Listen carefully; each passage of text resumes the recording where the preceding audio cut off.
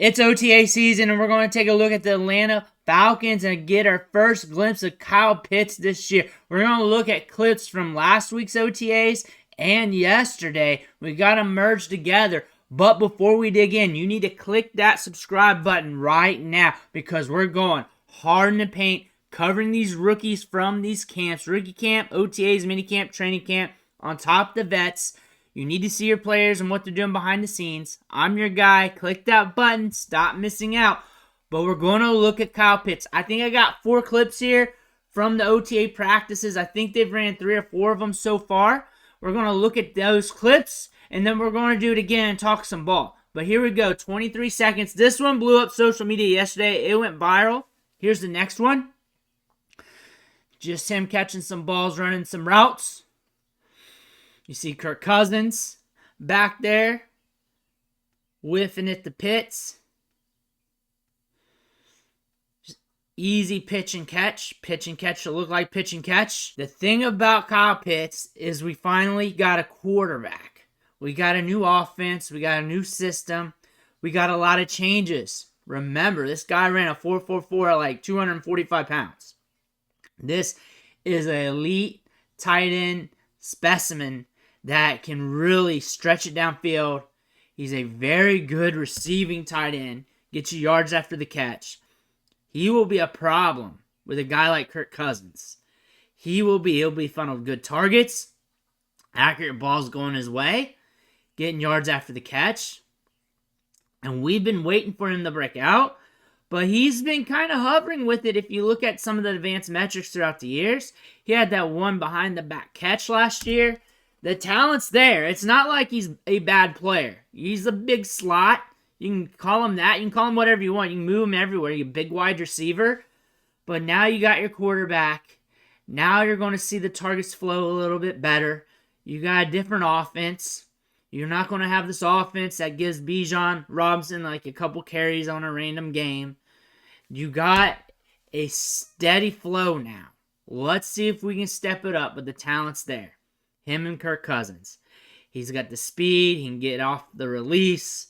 We're good at the catch points. This is the fuel to make the fire happen. Do we have enough logs to keep it going? Kyle Pitts, though, has the upside.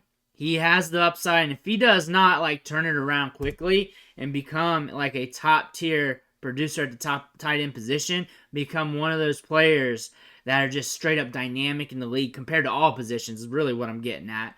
Because at the tight end position, being top tier doesn't really mean you're good anymore.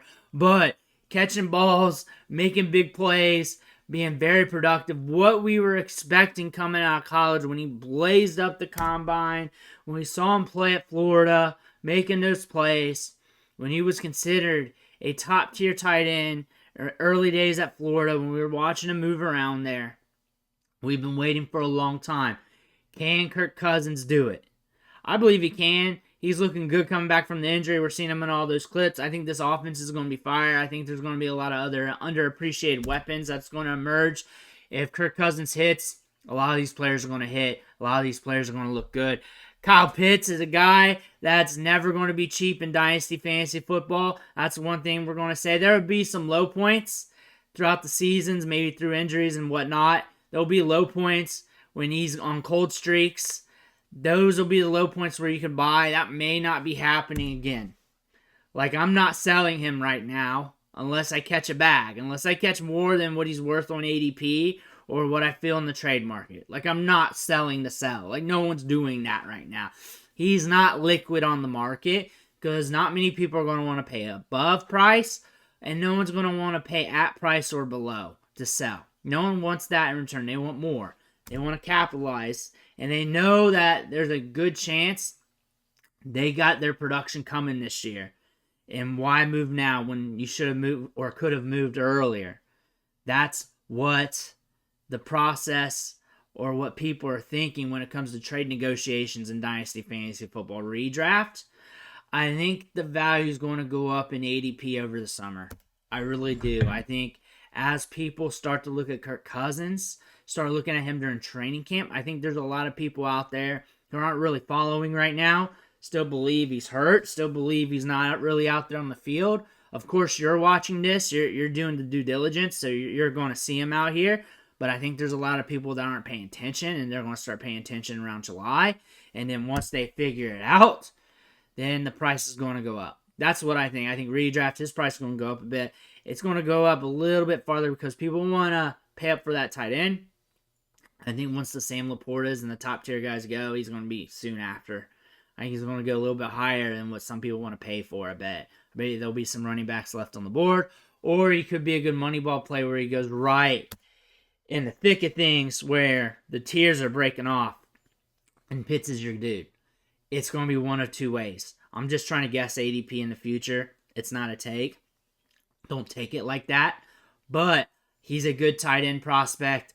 I think the value is going to increase. I think people are going to want him more in fantasy, especially in Dynasty going forward. And if you're looking to sell, do it right before the season when he's still a speculative asset and more people are intrigued when that happens and it feels good to start the season with Kyle Pitts. That's if you're looking to sell.